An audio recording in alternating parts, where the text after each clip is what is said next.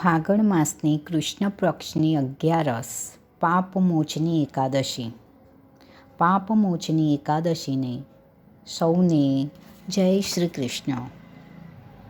11ના દિવસે ઠાકોરજીને ખાસ ભોગ ધરાવવાનો મહિમા છે, તે આપણે આજે જાણીશું.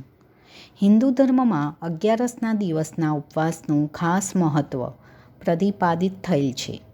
આ દિવસે કરવામાં આવતા ઉપવાસ અન્ય દિવસના ઉપવાસ કરતાં અનેક ગણું વધારે ફળ આપે છે. 11ના દિવસે ઉપવાસ કરવાથી ભગવાન વિષ્ણુની ખાસ કૃપા થાય છે. શાસ્ત્રોમાં સુદ અને વદ પક્ષ એમ બંને પક્ષની 11નું સમાન મહત્ત્વ બતાવેલ છે. ભૌગોલિક રીતે જોતાં 11ના દિવસે સૂર્ય અને ચંદ્ર બંને આકાશમાં એક વિશિષ્ટ સ્થિતિમાં ગોઠવાય છે. સૂર્યની આસપાસ પૃથ્વી પરિભ્રમણ કરે છે અને ચંદ્ર એ પૃથ્વીની આસપાસ પરિભ્રમણ કરે છે.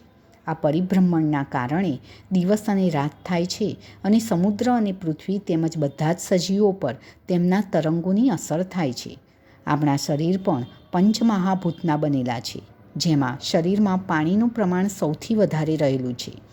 દરેક માસની પૂનમ અને અમાસના દિવસે સૂર્ય અને ચંદ્રની કળાની પૂર્ણતા અને અપૂર્ણતાના કારણે પૃથ્વીના વાતાવરણમાં એક ખાસ પ્રકારનું દબાણ સર્જાય છે.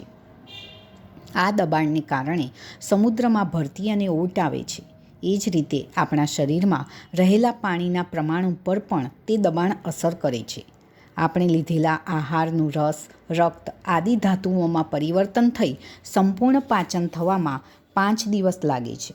હવે 11ના દિવસે લેવામાં આવેલ ખોરાક પૂનમ કે અમાસના દિવસે સીધો શરીર પર અસર કરે છે. આ બંને દિવસે પૃથ્વી અને આપણા સજીવ શરીર પર સૂર્ય અને ચંદ્રનું દબાણ સૌથી વધારે હોય છે. આ દબાણ સાથે શરીરમાં રહેલા ખોરાક અને અન્ય દ્રવ્યનું દબાણ વધી જાય છે, જે વ્યક્તિની શારીરિક અને માનસિક સમતુલા પર અસર કરે છે. આથી શરીર અને મન બંને પર આવા દબાણની અસર ઓછી કરવા 11ના દિવસે ખોરાક ઓછો લેવામાં આવે અથવા ઉપવાસ કરવામાં આવે તે જરૂરી છે.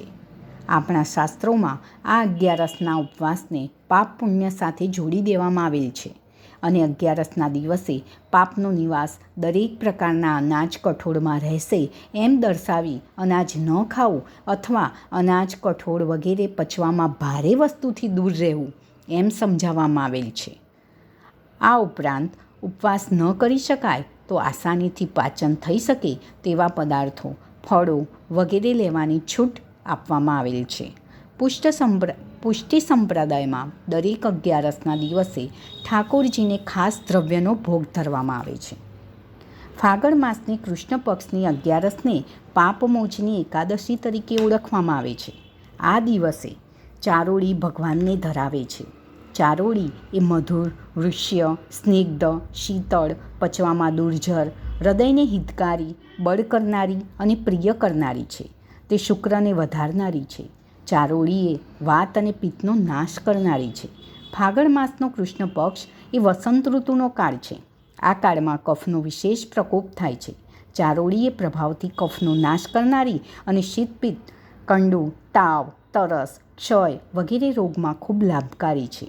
ઋતુ સંધિકાળમાં કફ અને પિત્તનું જોર વધે છે. આથી ચામડીના રોગ, શીતળ, ખંજવાળ વગેરે રોગ સામે ચારોળી ખાવાથી લાભ થાય છે. આથી ઠાકોરજીને આ સમયમાં ચારોળી ધરાવવાનું ખૂબ મહત્ત્વ છે. તો ચાલો આપણે પણ 11નો ઉપવાસ કરીએ અને ભગવાનને ચારોળી ધરાવી તેનો પ્રસાદ લઈને તેના ગુણ મેળવીએ. ચાલો સૌને જય શ્રી કૃષ્ણ.